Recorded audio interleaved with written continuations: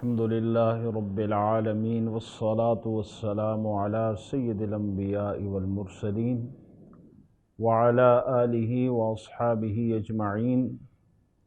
وعلى من تبعهم بإحسان إلى يوم الدين۔ سامعین و ناظرین،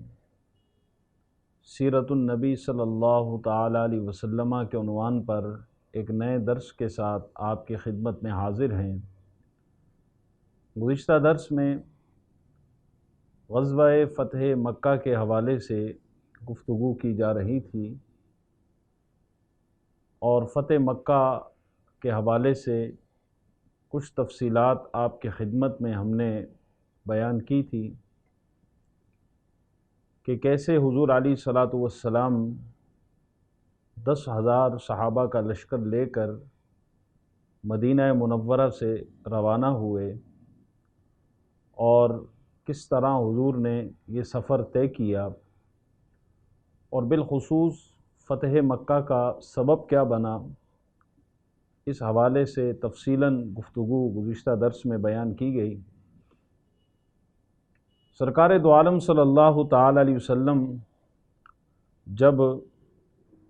بیت اللہ شریف میں داخل ہوئے تو حضور علیہ الصلاۃ والسلام کا جو جھنڈا تھا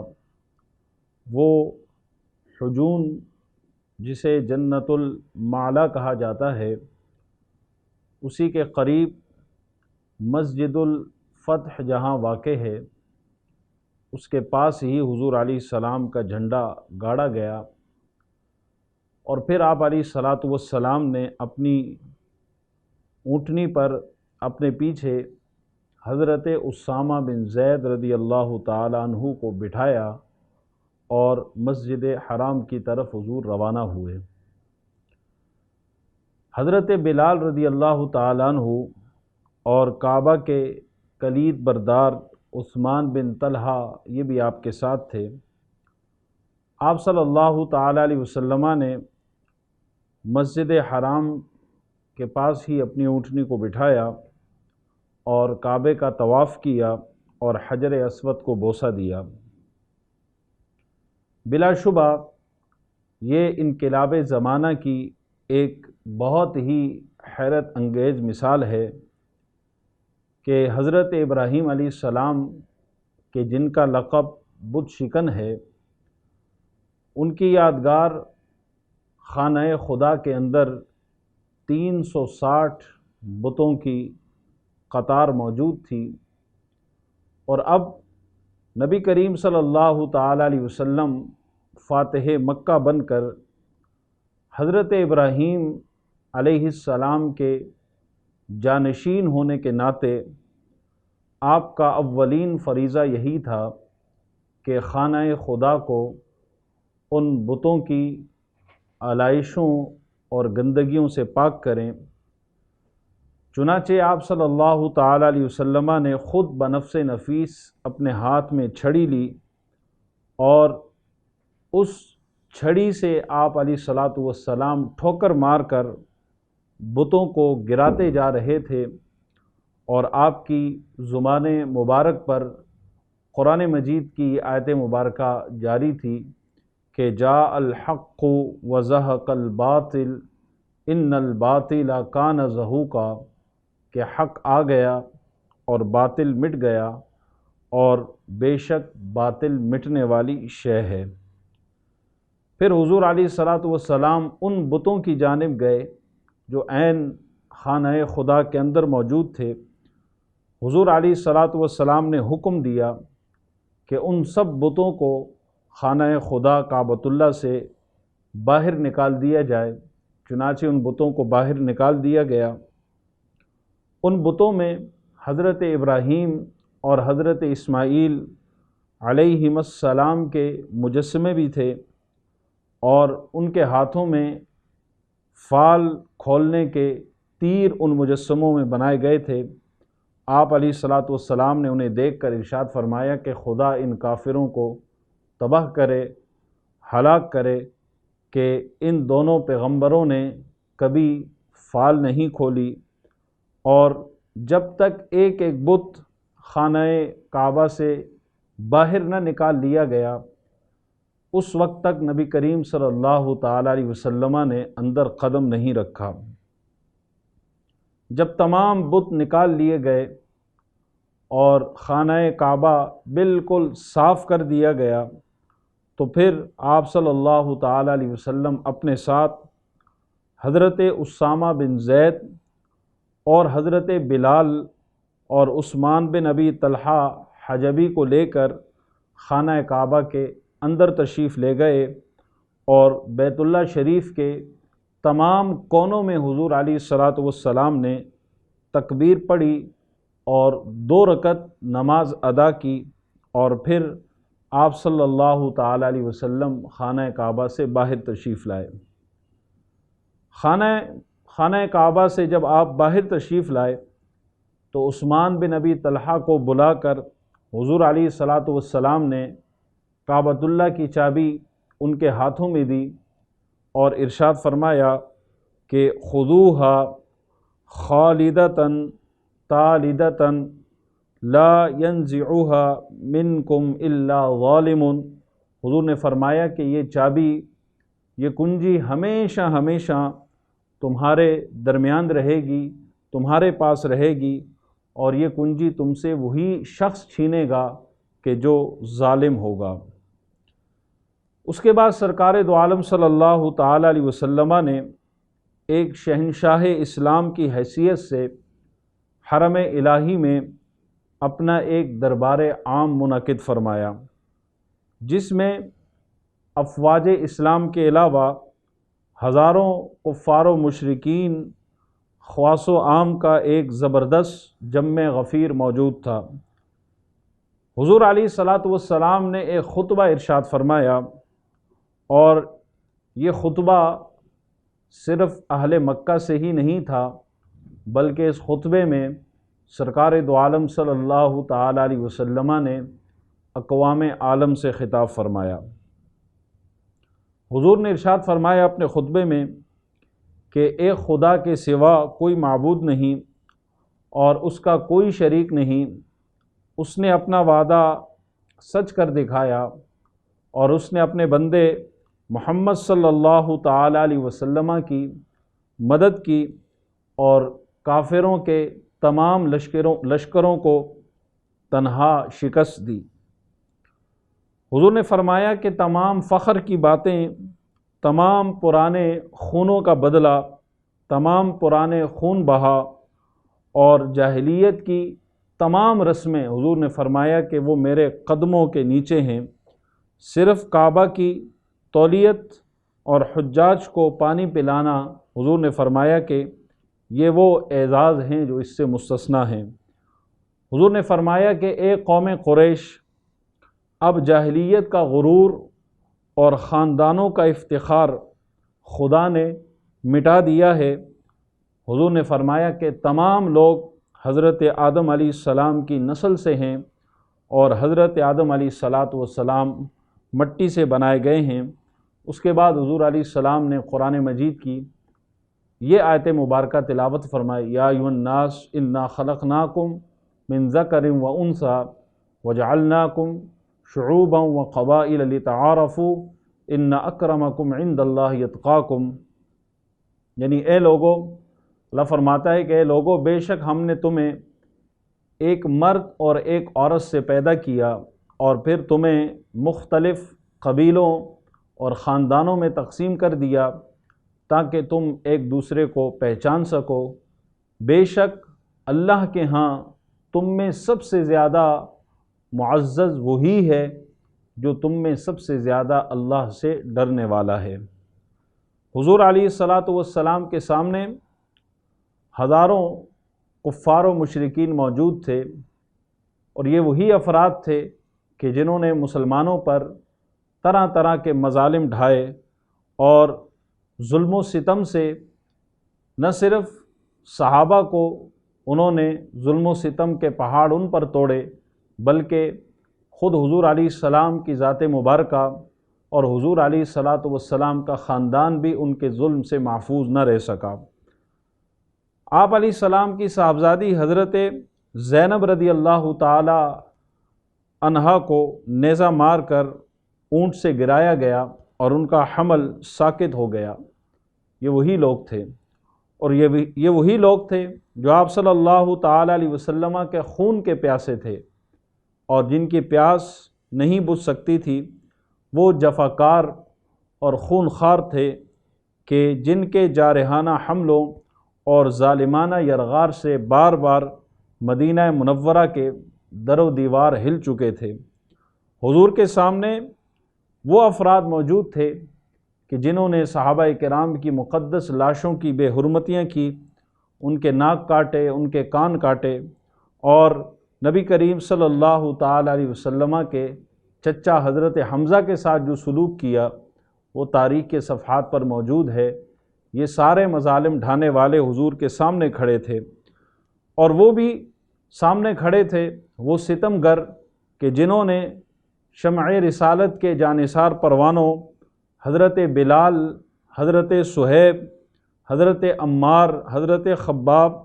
حضرت خبیب اور حضرت زید، ان کو رسیوں سے باندھ کر، کوڑے مار کر، جلتی ہوئی ریت پر لٹایا، کسی کو دہکتے ہوئے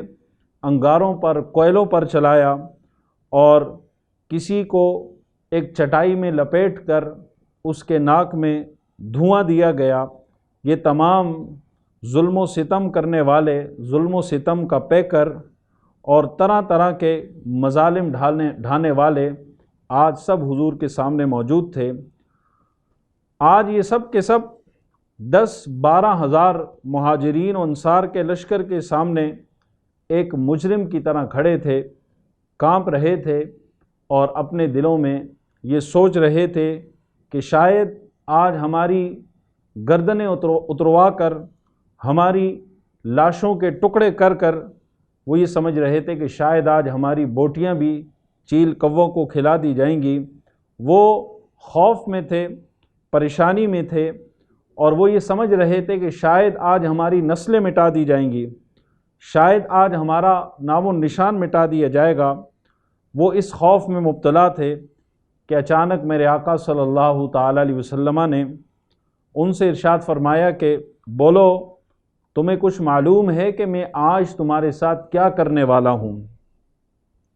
اس دہشت انگیز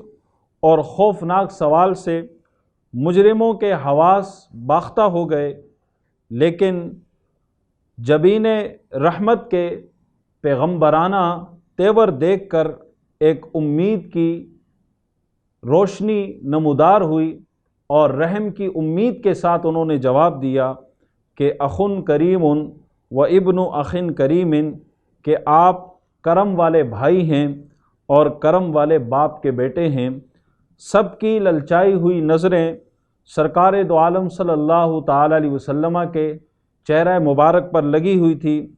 اور سب کے کان شہنشاہ دو عالم صلی اللہ تعالیٰ علیہ وسلم کا فیصلہ سننے کے منتظر تھے کہ اچانک میرے آقا صلی اللہ تعالیٰ علیہ وسلم کی زبان مبارک سے یہ فیصلہ صادر ہوا۔ حضور نے فرمایا کہ لا تثریب علیکم اليوم فاذهبوا انتم الطلقاء۔ میرے آقا نے فرمایا کہ جاؤ، آج تم پر کوئی الزام نہیں، جاؤ، میں تم سب کو آزادی کا پروانہ دیتا ہوں۔ بالکل غیر متوقع، ایک دم اچانک یہ فرمان رسالت سن کر مجرموں کی آنکھیں فرط ندامت سے اشکبار ہو گئی، اور ان کے دلوں کی گہرائیوں سے جذبات تشکر کے آنسوؤں کی دھار بن کر ان کے رخساروں پر مچلنے لگے، اور کفار کی زبانوں پر بے ساختہ لا الہ الا اللہ محمد الرسول اللہ کے نعرے جاری ہو گئے، الفاظ جاری ہو گئے، اور کعبۃ اللہ کے در و دیوار اس نعرے کی گونج سے گونجنے لگے، اور ہر طرف انوار و تجلیات کی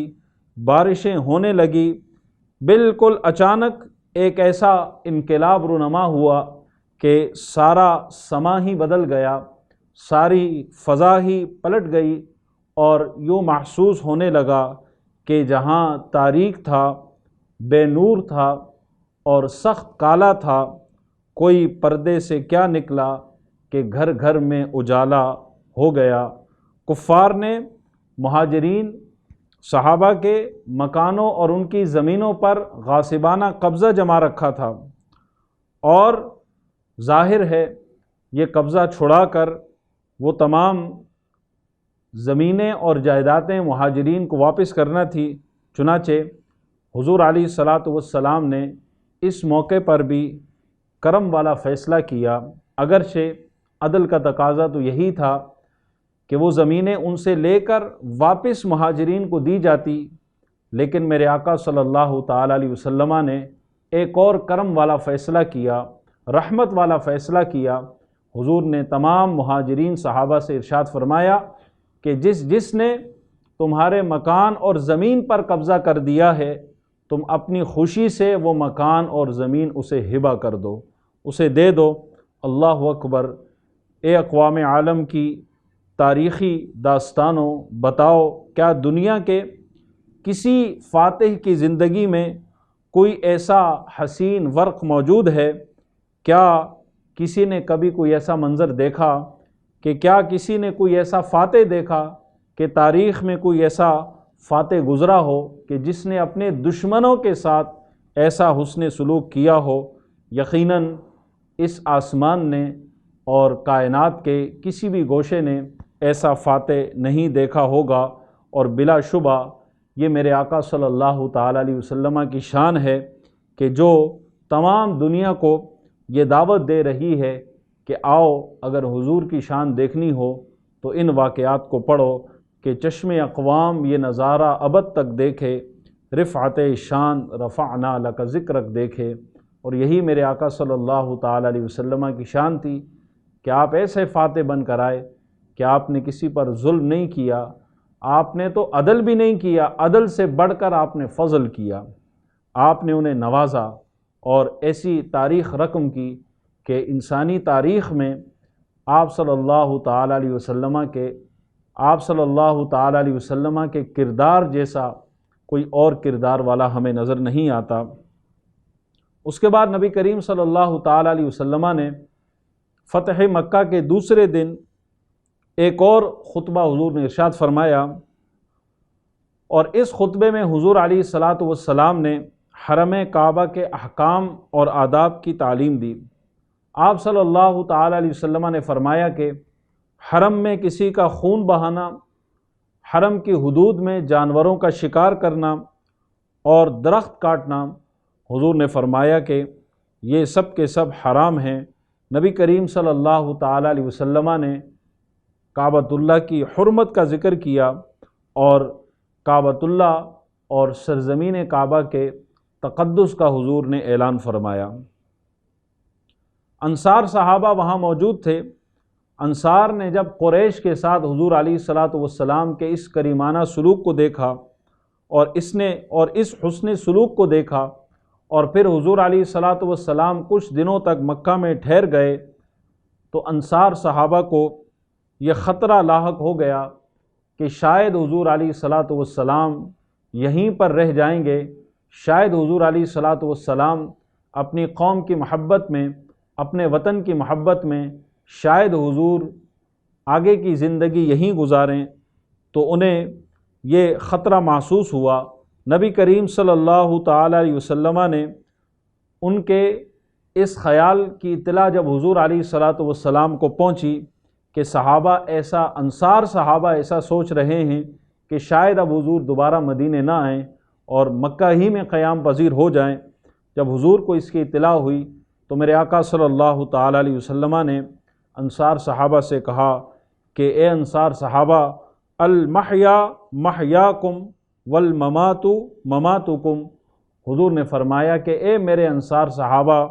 اب بقیہ کی زندگی بھی تمہارے ساتھ گزرے گی، میری تو موت بھی تمہارے ساتھ واقع ہوگی، یعنی میری زندگی بھی تمہارے ساتھ ہے اور میری وفات بھی تمہارے ساتھ ہے۔ یہ سن کر انصار صحابہ کی آنکھوں سے گویا کہ عقیدت اور محبت کے آنسو جاری ہو گئے، اور سب نے عرض کی یا رسول اللہ صلی اللہ علیہ وسلم، کہ اس بات کا تو صرف ہم نے دل میں خیال کیا تھا، ہم نے دل میں سوچا تھا کہ کہیں ایسا نہ ہو جائے، اور آپ صلی اللہ تعالیٰ علیہ وسلم نے اس خیال کو بھی جانچ لیا اور اپنی محبتوں کا اظہار فرمایا۔ انصار صحابہ نے عرض کی کہ یا رسول اللہ صلی اللہ علیہ وسلم، یہ خیال ہمیں اس لیے آیا کیونکہ آپ کا فراق اور آپ کا ہم سے جدا ہو جانا یہ ہمارے لیے ناقابل برداشت تھا، اسی لیے ہمارے دلوں میں یہ خیال آیا۔ تو یقیناً یہ انصار صحابہ کی محبت تھی حضور کی ذات مبارکہ کے لیے کہ انہوں نے ایسا سوچا اور ایسا خیال کیا، اور میرے آقا صلی اللہ تعالیٰ علیہ وسلم نے ان کی قربانیوں کا اور اسلام کے ساتھ جو ان کی ایک والہانہ وابستگی تھی، حضور علیہ الصلاۃ والسلام نے ان کو بھی ایک شاندار صلہ عطا کیا کہ نبی کریم صلی اللہ تعالیٰ علیہ وسلم نے فتح مکہ کے بعد بھی مدینہ ہی میں رہنا پسند کیا، اور حضور مدینہ ہی میں رہے اور وہیں پر آپ نے وصال کیا۔ آج بھی حضور علیہ الصلاۃ والسلام کا مزار پر انوار انصار کی سرزمین پر موجود ہے۔ حضور علیہ الصلاۃ والسلام نے اپنے وعدے کے مطابق اپنی زندگی بھی انصار کے ساتھ گزاری، اور حضور علیہ الصلاۃ والسلام نے اپنے وعدے کے مطابق اپنی وفات بھی وہیں پر حضور علیہ الصلاۃ والسلام کی ہوئی، اور آج بھی حضور علیہ الصلاۃ والسلام انصار صحابہ کے ساتھ ہیں، اور یہ ان کی محبتوں کا صلہ ہے، یہ ان کے قربانیوں کا ثمرہ ہے، اور حضور کے ساتھ جو ان کی وابستگی تھی یہ اس کا صلہ ہے جو نبی کریم صلی اللہ تعالیٰ علیہ وسلم نے ان کو عطا فرمایا۔ تو مزید بھی فتح مکہ کے حوالے سے واقعات ہیں جو انشاءاللہ ہم ایک بریک کے بعد آپ کی خدمت میں لے کر دوبارہ حاضر ہوں گے۔ بریک کے بعد دوبارہ ہم آپ کی خدمت میں حاضر ہیں۔ نبی کریم صلی اللہ تعالیٰ علیہ وسلم مکہ میں موجود ہیں۔ جب نماز کا وقت آیا تو حضور علیہ الصلاۃ والسلام نے حضرت بلال کو حکم دیا کہ وہ کعبے کی چھت پر چڑھ کر اذان دیں۔ چنانچہ حضرت بلال حبشی رضی اللہ تعالیٰ عنہ حضور علیہ الصلاۃ والسلام کا حکم ملتے ہی خانہ کعبہ کی چھت پر چڑھ گئے اور اللہ اکبر کی ایمان افروز صدا بلند ہوئی تو حرم کے حصار اور کعبہ کے در و دیوار پر ایمانی زندگی کے آثار نمودار ہو گئے، اور مکہ کے وہ نو مسلم جو نئے جنہوں نے اسلام قبول کیا تھا، انہوں نے جب اللہ تبارک و تعالیٰ کی کبریائی کی صدا سنی تو ان کی غیرت ایمانی جاگ گئی۔ چنانچہ روایت میں ہے کہ حضرت عتاب بن اسید رضی اللہ تعالیٰ عنہ نے کہا کہ خدا نے میرے باپ کی لاج رکھ لی کہ اس آواز کو سننے سے پہلے ہی ان کو دنیا سے اٹھا لیا، اور اس طرح اور سرداران قریش نے اس طرح کے جملے کہے، تو یہ تو ان کا معاملہ تھا کہ ان کو یہ صدا اچھی نہیں لگ رہی تھی، لیکن جو نو مسلمان تھے انہوں نے جب اس صدا کو سنا تو ان کی غیرت ایمانی جاگ اٹھی، اور کفار کے دلوں پر یہ صدا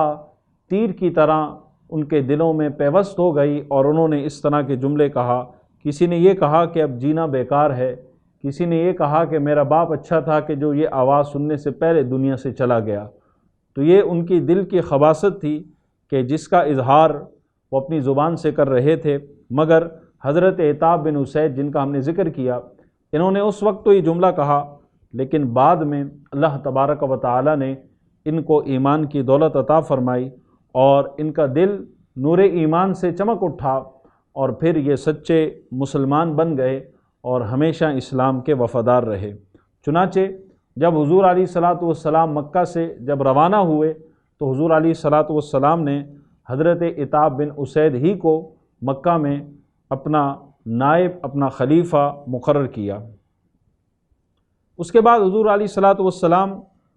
کوہ صفا کی پہاڑی کے نیچے ایک بلند مقام پر بیٹھے، اور لوگ جوک در جوک حاضر ہونے لگے اور اسلام کی بیعت کرنے لگے۔ پہلے مردوں نے بیعت کی، جب مردوں کی بیعت مکمل ہو گئی اس کے بعد خواتین آئیں اور حضور علیہ الصلاۃ والسلام نے ان سے بیعت لی،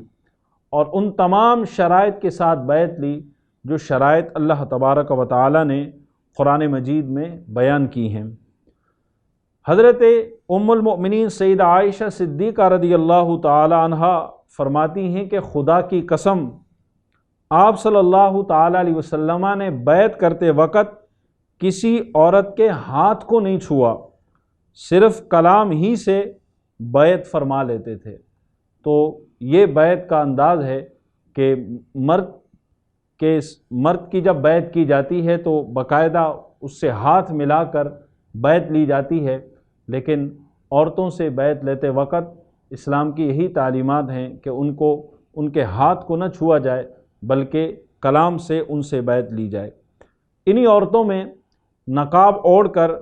ہند بنت عتبہ بن ربیعہ بھی بیعت کے لیے آئی۔ یہ ابو سفیان کی بیوی ہیں اور حضرت امیر معاویہ رضی اللہ تعالیٰ عنہ کی والدہ ہیں۔ یہ وہی ہند ہیں کہ جنہوں نے غزوہ احد میں حضرت حمزہ رضی اللہ تعالیٰ عنہ کا شکم چاک کر کے ان کے جگر کو نکال کر چبانے کی کوشش کی، ان کے کان ناک کاٹ ڈالے اور آنکھیں نکال کر ایک دھاگے میں پرو کر ان کو گلے کا ہار بنا دیا۔ جب یہ بیعت کے لیے آئیں تو ان کی حضور علیہ الصلاۃ والسلام کے ساتھ گفتگو ہوئی، ایک مکالمہ ہوا۔ حضور علیہ الصلاۃ والسلام نے فرمایا کہ تم خدا کے ساتھ کسی کو شریک مت کرنا۔ تو انہوں نے کہا کہ یہ اقرار آپ نے مردوں سے تو نہیں لیا، لیکن بہرحال ہمیں منظور ہے۔ حضور نے ان سے فرمایا کہ چوری مت کرنا۔ تو انہوں نے کہا کہ میں اپنے شوہر ابو سفیان کے مال میں سے کچھ لے لیا کرتی ہوں، معلوم نہیں یہ بھی جائز ہے یا نہیں۔ پھر حضور نے فرمایا کہ اپنی اولاد کو قتل نہ کرنا۔ تو انہوں نے جواب دیا کہ ہم نے بچوں کو پالا تھا، جب وہ بڑے ہو گئے تو آپ نے جنگ بدر میں انہیں مار ڈالا، آپ جانے وہ جانے۔ تو یہ حضور کے ساتھ ان کا مکالمہ ہوا۔ بہرحال حضرت ابو سفیان اور ان کی بیوی ہند دونوں مسلمان ہو گئے، اور یقیناً جب مسلمان ہو گئے تو اب ان کا احترام اور ان کا ادب کرنا ویسے ہی لازم اور ضروری ہے کہ جیسے دیگر صحابہ کرام کا ادب و احترام کرنا ضروری ہے۔ حضرت ابو سفیان کے بارے میں یا ان کی اہلیہ کے بارے میں کسی قسم کی بات کرنا یہ یقیناً قرآن اور سنت کی تعلیمات کے خلاف ہے، کہ جب تک وہ صحابی نہیں بنے تھے اس وقت ان کا کردار اور تھا، لیکن جب شرف صحابیت پا لیا تو اب ان کے بارے میں ایسی بات کرنا کہ جو نازیبا ہو، یہ یقیناً اکابر علماء اور جو امت ہے، امت کے اجماع کے خلاف ہے۔ لہٰذا اہل سنت کا یہی مذہب ہے کہ یہ دونوں صحابہ اور صحابیات میں شمار کیے جاتے ہیں، لہٰذا ان کا احترام اور ادب کرنا یہ تمام مسلمانوں پر لازم ہے۔ کچھ لوگ ایسے بھی تھے کہ جو اسلام تو لے آئے لیکن وہ تذبذب کا شکار تھے، اور بعد میں پھر اللہ تبارک و تعالی نے ان کے دلوں کو ایمان کے حوالے سے پختہ کر دیا اور وہ سچے اور با کردار مسلمان ہو گئے۔ اسی طرح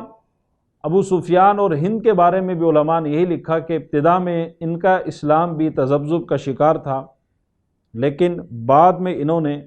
بہرحال اسلام قبول کیا، اور اسلام کے حوالے سے انہوں نے جو ہے وہ اپنی محبتوں کا اظہار بھی کیا، اور انہوں نے اسلام کے حوالے سے اپنی چاہتوں کا بھی اظہار کیا۔ نبی کریم صلی اللہ تعالی علیہ وسلم نے مکہ میں کچھ دنوں تک قیام کیا۔ حضور علیہ الصلاۃ والسلام نے مکہ میں مختلف انتظامی معاملات کو دیکھا۔ حضور علیہ الصلاۃ والسلام نے خطبے بھی ارشاد فرمائے، اور البتہ حضور علیہ الصلاۃ والسلام نے چند لوگوں کو معافی کا پروانہ عطا نہیں کیا۔ اگرچہ اکثر لوگوں کو حضور علیہ الصلاۃ والسلام نے عام معافی کا پروانہ عطا کیا، لیکن حضور علیہ الصلاۃ والسلام نے چند لوگوں کے بارے میں یہ ارشاد فرمایا کہ اگر یہ لوگ اسلام قبول نہ کریں تو ان کو جہاں بھی ملیں ان کو قتل کر دیا جائے۔ حتیٰ کہ حضور نے فرمایا کہ اگر یہ خانہ کعبہ کے پردے میں بھی چھپ جائیں تو فرمایا کہ ان کو وہیں قتل کر دو۔ ان افراد میں عبد العزیٰ بن خطل یہ مسلمان ہو گیا تھا، لیکن حضور علیہ الصلاۃ والسلام نے ان کو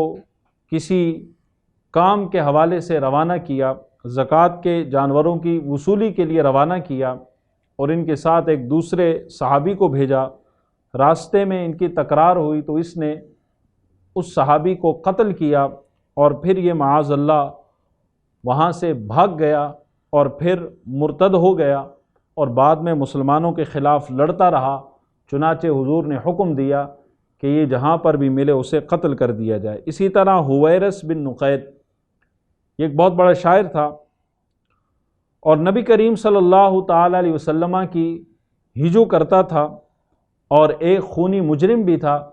اسی لیے حضور علیہ الصلاۃ والسلام نے اس کے بارے میں بھی حکم دیا کہ اسے قتل کر دیا جائے۔ اسی طرح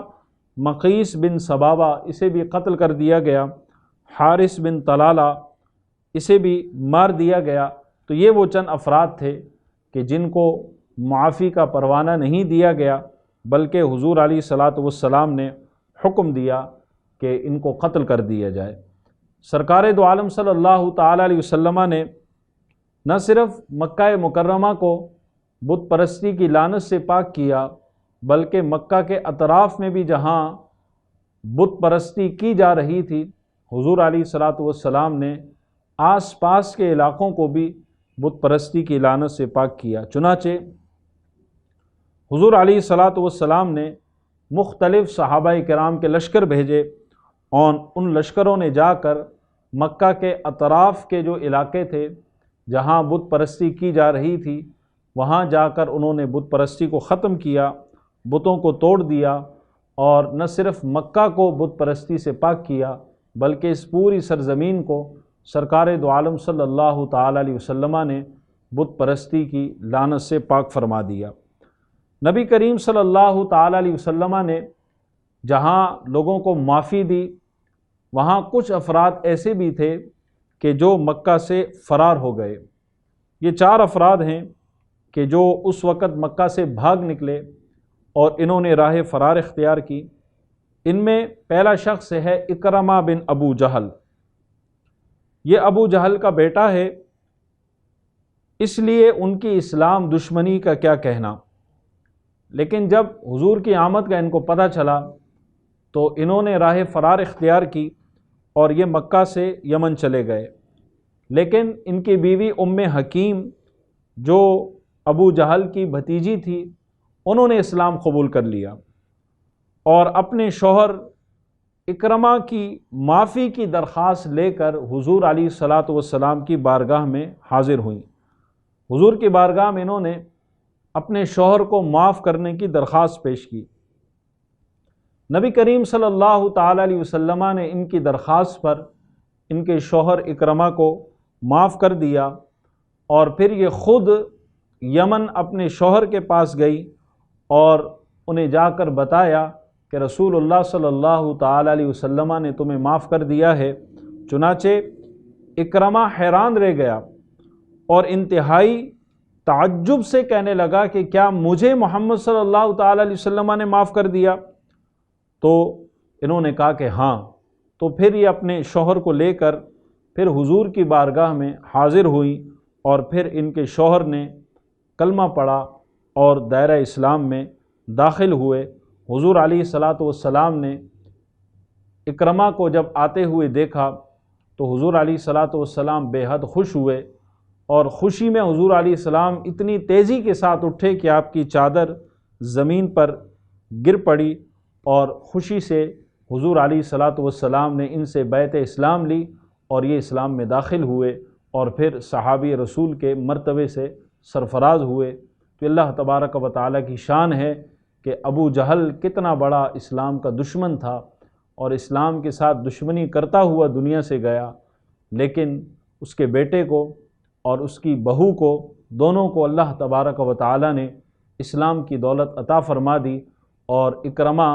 حضرت اکرمہ صحابی رسول بن گئے۔ دوسرے شخص جو بھاگ کر چلے گئے تھے وہ صفوان بن امیہ، یہ امیہ بن خلف کا بیٹا تھا اور یہ اپنے باپ کی طرح اسلام کا کٹر دشمن تھا۔ فتح مکہ کے دن یہ بھاگ کر جدہ چلا گیا۔ حضرت عمیر بن وہب نے حضور علیہ الصلاۃ والسلام کی بارگاہ میں حاضر ہو کر ان کی سفارش کی اور عرض کی، یا رسول اللہ صلی اللہ علیہ وسلم، قریش کا ایک رئیس صفوان مکہ سے جلا وطن ہوا چاہتا ہے۔ حضور نے ان کو معافی عطا فرما دی اور امان کی نشانی کے طور پر حضور علیہ الصلاۃ والسلام نے حضرت عمیر کو اپنا امامہ عطا کیا کہ یہ اس بات کی نشانی ہے کہ واقعی میں نے ان کو امان دے دی ہے۔ چنانچہ حضرت عمیر رضی اللہ تعالیٰ عنہ نبی کریم صلی اللہ تعالیٰ علیہ وسلم کا امامہ لے کر مکہ سے جدہ گئے اور صفوان کو وہ امامہ دکھایا اور اسے بتایا کہ حضور نے تجھے معاف کر دیا ہے۔ پھر وہ اسے لے کر مکہ آئے۔ اگرچہ اس وقت صفوان نے اسلام قبول نہیں کیا، لیکن جنگ حنین کے بعد انہوں نے بھی اسلام قبول کر لیا اور یہ بھی صحابی رسول کے مرتبے پر فائز ہوئے۔ تو یہ حضور علیہ الصلاۃ والسلام کا خلق حسن تھا،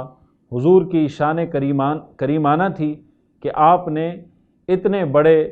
دشمنوں کی اولاد کو معاف کیا اور اسی معافی کے نتیجے میں اللہ تبارک و تعالی نے ان سب کو ایمان کی دولت عطا فرمائی۔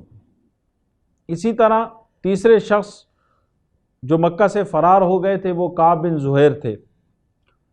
یہ سن 9 ہجری میں اپنے بھائی کے ساتھ مدینہ منورہ حاضر ہوئے اور انہوں نے اسلام قبول کیا۔ انہوں نے حضور علیہ الصلاۃ والسلام کی شان میں ایک قصیدہ لکھا جس کا نام تھا بانتے سعاد۔ حضور علیہ الصلاۃ والسلام نے نہ صرف انہوں نے وہ قصیدہ لکھا بلکہ حضور کو پڑھ کر بھی سنایا۔ حضور علیہ الصلاۃ والسلام نے اس قصیدے کو سنا تو حضور نے خوشی کا اظہار فرمایا اور تحفے میں انہیں اپنی چادر عطا فرمائی۔ حضور علیہ الصلاۃ والسلام کی یہ چادر حضرت کعب بن زہیر رضی اللہ تعالیٰ عنہ کے پاس رہی اور حضرت امیر معاویہ نے اپنے دور سلطنت میں ان کو 10,000 درہم پیش کیے اور کہا کہ یہ چادر مجھے دے دو، مگر انہوں نے انکار کیا اور کہا کہ یہ رسول اللہ صلی اللہ تعالیٰ علیہ وسلم کی چادر مبارک ہے، میں کسی کو ہرگز نہیں دے سکتا۔ لیکن آخر حضرت امیر معاویہ نے حضرت کعب رضی اللہ تعالیٰ عنہ کے وصال کے بعد ان کے وارثوں سے اس چادر کو 20,000 درہم میں خریدا اور عرصہ دراز تک یہ چادر سلاطین اسلام کے پاس ایک مقدس تبرک بن کر باقی رہی کہ سلاطین اسلام اس چادر کو پہنتے اور اس سے برکتیں حاصل کرتے۔ مکہ سے فرار ہونے والے چوتھے شخص وحشی تھے۔ یہ وہی وحشی ہیں کہ جنہوں نے جنگ احد میں نبی کریم صلی اللہ تعالیٰ علیہ وسلم کے چچا حضرت حمزہ رضی اللہ تعالیٰ عنہ کو شہید کیا۔ یہ بھی فتح مکہ کے دن مکہ سے بھاگ کر طائف چلے گئے اور پھر بعد میں طائف کے وفد کے ساتھ یہ حضور کی بارگاہ میں حاضر ہوئے اور انہوں نے اسلام قبول کیا۔ انہوں نے حضور علیہ الصلاۃ والسلام نے ان سے اپنے چچا کے قتل ہونے کی داستان سنی۔ انہوں نے جب وہ داستان بیان کی تو نبی کریم صلی اللہ تعالیٰ علیہ وسلم کو بہت رنج پہنچا، بہت صدمہ پہنچا۔ اگرچہ حضور نے انہیں معاف تو کر دیا لیکن ساتھ ساتھ یہ بھی فرمایا کہ تم میرے سامنے نہ آیا کرو، کیونکہ جب تم میرے سامنے آتے ہو تو مجھے اپنے چچا حضرت حمزہ یاد آ جاتے ہیں۔ چنانچہ وحشی کو ساری زندگی اس بات کا ملال رہا، حضرت حمزہ کو شہید کرنے کا غم ساری زندگی ان کے ساتھ رہا۔ پھر جب حضرت ابوبکر صدیق رضی اللہ تعالیٰ عنہ کے زمانے میں مسیلمہ کذاب نے نبوت کا دعویٰ کیا اور لشکر اسلام نے اس ملعون سے جہاد کیا تو حضرت وحشی رضی اللہ تعالیٰ عنہ اپنا نیزہ لے کر اس جہاد میں شریک ہوئے اور مسیلمہ کذاب دشمن خدا انہی کے ہاتھوں قتل ہوا۔ حضرت وحشی اپنی زندگی میں کہا کرتے تھے کہ میں نے دور جاہلیت میں ایک بہترین انسان حضرت حمزہ کو قتل کیا اور اپنے دور اسلام میں ایک بدترین آدمی مسیلمہ کذاب کو قتل کیا۔ انہوں نے دربار اقدس میں اپنے تمام جرائم کا اعتراف کیا اور عرض کی کہ کیا مجھ جیسے مجرم کو بھی خدا بخشے گا؟ تو ان کے اس کہنے پر اللہ تبارک و تعالی نے یہ آیت مبارکہ نازل کی۔ اللہ نے ارشاد فرمایا کہ قل یا عبادی الذین اسرفوا علی انفسہم لا تقنطوا من رحمت اللہ ان اللہ یغفر الذنوب جمیعا انہ هو الغفور الرحیم۔ اللہ فرماتا ہے کہ محبوب آپ فرما دیجئے اے میرے وہ بندو کہ جنہوں نے اپنی جانوں پر ظلم کیا۔ اللہ فرماتا ہے کہ اللہ کی رحمت سے مایوس نہ ہو، بے شک اللہ تبارک و تعالی تمام گناہ معاف فرما دے گا، بے شک وہ بخشنے والا رحم کرنے والا ہے۔ حضور علیہ السلام چند دن مکہ میں قیام پذیر رہے اور پھر حضور علیہ السلام نے حضرت عتاب بن اسید رضی اللہ تعالی عنہ کو مکہ کا حاکم مقرر کیا اور حضرت معاذ بن جبل کو اس خدمت پر مأمور کیا کہ وہ نو مسلموں کو اسلام کے احکامات کی تعلیم دیں، انہیں اسلامی احکامات کے بارے میں بتائیں۔ اس میں اختلاف ہے کہ فتح مکہ کے بعد کتنے دنوں تک حضور نے مکہ میں قیام کیا۔ ایک روایت کے مطابق 17 دن حضور قیام پذیر رہے، ایک روایت کے مطابق 18 دن، لیکن ایک روایت کے مطابق حضور علیہ السلام نے 19 دن مکہ میں قیام کیا۔ یہ مختلف روایات موجود ہیں اور ان روایات میں تطبیق بھی دی جا سکتی ہے۔ تو بہرحال حضور علیہ السلام نے چند دن مکہ میں قیام کیا اور پھر فتح مکہ کے بعد پھر غزوہ حنین ہوا۔ حنین مکہ اور طائف کے درمیان ایک مقام کا نام ہے۔ تاریخ اسلام میں اس جنگ کا دوسرا نام غزوہ حوازن بھی ہے، کیونکہ اس لڑائی میں بنی حوازن سے مقابلہ ہوا تھا اور یہ جنگ غزوہ فتح مکہ کے فوراً بعد لڑی گئی۔ فتح مکہ کے بعد عام طور سے تمام عرب کے لوگ حلقہ بگوش اسلام ہو گئے، کیونکہ ان میں سے اکثر وہ لوگ تھے کہ جو اسلام کی حقانیت کا پورا یقین رکھنے کے باوجود صرف قریش کے خوف سے مسلمان ہونے میں توقف کر رہے تھے، اور یہ سب گویا کہ فتح مکہ کے انتظار میں تھے۔ اور جب مکہ فتح ہوا تو یہ لوگ جوک در جوک اسلام میں داخل ہونے لگے، کیونکہ وہ پہلے سے ہی اسلام کی حقانیت کو جانتے تھے اور ان کے دلوں میں اسلام کی حقانیت موجود تھی۔ تو اکثر لوگوں نے تو اسلام قبول کر لیا تھا،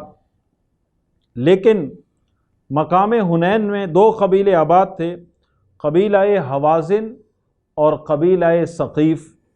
یہ دونوں قبیلے جنگجو قبائل تھے اور یہ ابھی تک اسلام کی دشمنی پر ڈٹے ہوئے تھے اور ابھی تک یہ اسلام اور بانی اسلام کو مٹانے کا ارادہ اپنے دلوں میں رکھتے تھے۔ چنانچہ ان دونوں قبائل کے خلاف جہاد ہوا، مسلمانوں نے ان سے مقابلہ کیا اور ان کو شکست دی۔ جنگ حنین واقع ہوئی، جس کی تفصیلات انشاءاللہ ہم ایک نئے درس میں آپ کے سامنے پیش کریں گے۔ اللہ تبارک و تعالی ہم سب کو حضور علیہ السلام کی سیرت مبارکہ پڑھنے، سمجھنے